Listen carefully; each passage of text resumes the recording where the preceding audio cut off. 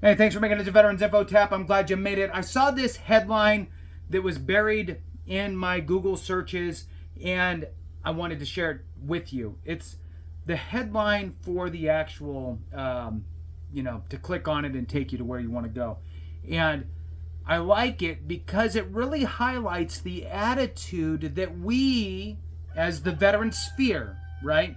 Veterans, retirees, right? Retiree veterans, transitioning military members, spouses, surviving spouses, dependents, all of it. The attitude that we need to have with our elected officials and the voice that we need to present, right? Doesn't matter if we think it, right? Nobody knows what we're thinking. We need to say it. All right, so here it is. And then I'm going to click on it and then I'm going to read it. Hopefully I don't get some sort of weird virus on my computer. All right, so it says, we, in quotes, we will vote you out. Bend veterans voice consequences if concerns are not addressed at the Chavez-DeRemer meeting. And I'm not from that area, so I'm going to butcher names. So anyway, right attitude. It's there's a lot of loud groups out there, and quite frankly, veterans aren't typically loud, especially in the constituency. What I mean by that is, sure, we have our veterans organizations that champion on the Hill, and they try to get some legislation through, and they're wheeling dealing on the Hill in Washington, D.C. It's not where the voting block is for those guys or gals. So in the constituency, in our backyard, with our congressional elected officials, we need to voice our concerns to them at the constituency level, letting them know that, look, I can check any box I want. Are you for or against veterans and veterans causes and needs? And again, when I say veterans, I mean the veteran sphere, right? All of us. So let's just read through this, see what it says. Hit the thumbs up, subscribe, share with a friend, all that good stuff. I really appreciate it. All right, so Bend, Oregon is where this is at. And again, it's just a good message, right? Look, we will vote you out if you're not going to take us where we need to go.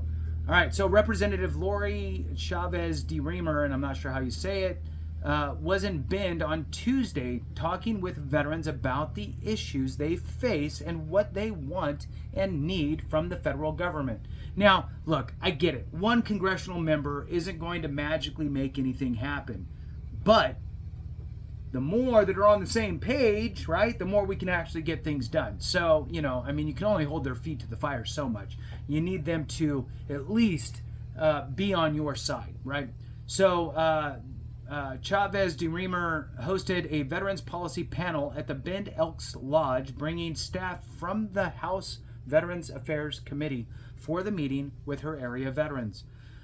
Veterans had the chance to express concerns about the Department of Veterans Affairs and ask questions of the congresswoman and committee staff. The intended purpose was to bridge a communication gap and clarify concerns for veterans.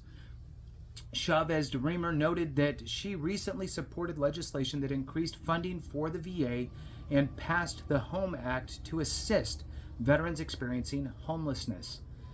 But the veterans' frustrations were evident. Vietnam veteran James Bill Gabriel said, "We need to get a voice out there in the community. A lot of people talk in circles." James Russell's Carmine said, "We are looking for efficiency and we're looking for continuity and we need responsiveness." Chavez-DeRemer heard from veterans frustrated with their health care benefits, lack of providers, and long wait times. Amen. This is a veterans issue that all Americans deserve. If they served our country, its congressional leaders and legislators, we need to make sure that the policies are in place, she said. One of the biggest problems, Chavez-DeRemer says, veterans are running into is a familiar one: government red tape. She wants it all less complicated so that quality of life can go up for veterans. It's bureaucracy, bureaucracy, bureaucracy, Chavez-DeRemer said. I want to make sure that we're peeling that back. Less red tape, less regulatory framework, we have about it that's constricting, reducing all of that. Many veterans were thankful that she took the time to listen to them. They said they hope that can translate to real change. Carmine said the biggest thing about coming to an event like this is getting one-on-one contact with your congressman or woman, because it gives you an opportunity to talk to them and to feel like you're actually heard. And I'll tell you that you can reach out to your congressional office and talk with their scheduler, right? Not everybody wants to do that. Not everybody has something that they can say. Some people are better at writing things down and sending it in a letter versus articulating it in person. But if you are somebody who's passionate and you have an ability to speak and you want to have that conversation, you can schedule 10-15 minute meeting and just be pointed and get your point across to your congressional member. So Chavez-DeRemer's opponent in a November election that will be closely watched nationally by a Democrat, Janelle, I think it is, Bynum, dismissed the veterans event, telling News Channel 21 it was all basically a campaign. Well, whatever, it's election year. What she's doing is hogwash, malarkey, window dressing. I love the words these people use. What she's doing is trying to make up for the fact that she knows I'm on her tail. And yeah, okay, whatever. I've been a champion for making, is this the other one? I don't want to make this some sort of a whatever. I'm not going to go down that road of, who's saying what about who. So the beginning part was about a current sitting congressional member, right? Who heard from veterans, and veterans actually were saying, look, there's problems. Great you passed that. Great you voted for that. That's good. Stay on it, because we will vote you out if you're not on our side when it comes to this stuff. And I get it. Look, the veteran aspect is this much of your total political wheel, or whatever you want to call it. For me, from this perspective, it's my full circle veteran stuff. You're either for it or you're not. And when I say veteran stuff, again, I mean the full gamut, veteran sphere, everybody who's affected and impacted due to military service. So with that, make sure that you are contacting, advocating, mentioning things, saying things, going to, if you have the ability to, going to any sort of events where the congressional member is going to speak.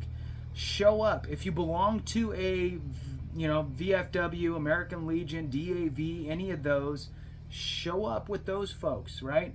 It's good that we show up in numbers, because we need to have a presence, and we need to have a louder voice to get things done. The VA's trajectory over the past, 4 years or so have not been good. Sure, there's been great things implemented. I love it. I love the PACT Act. I love all that stuff. That's all great. However, there has been calamity after calamity within the VA regarding homes getting foreclosed on because of shitty planning by the VA. You have the most vulnerable veterans and surviving spouses on what's called VA pension. It's a safety net program for low and no income veterans and surviving spouses, where the VA didn't quite understand how much money was coming in for these folks with their cross-referencing with Social Security, and then came through and said, guess what, we're going to start taking money back from you, and you're taking money from the most vulnerable, potentially putting them into a homeless situation. So you need to swim upstream and fix the problem so that these types of things don't happen. We had delays with the PACT Act implementation that caused a push out for the intent to files for the PACT Act. We had multiple IT issues, gigantic throughout the VA system. So it's just been issue after issue. The whole debacle of, whatever it was, what was it, $10 million in supposed to be incentives to keep, you know, employees on board to serve veterans, but instead it went out to executives, right? So there's been problem after problem in the VA, and we need to have a sharp oversight on the VA from the president, because it's part of the cabinet, right? From the president, from both House and Senate Veterans Affairs committees. We need to be on it, and we need to have congressional leadership who understands that the VA system has not gotten better over the last however long. It's actually imploding, and we need to fix it.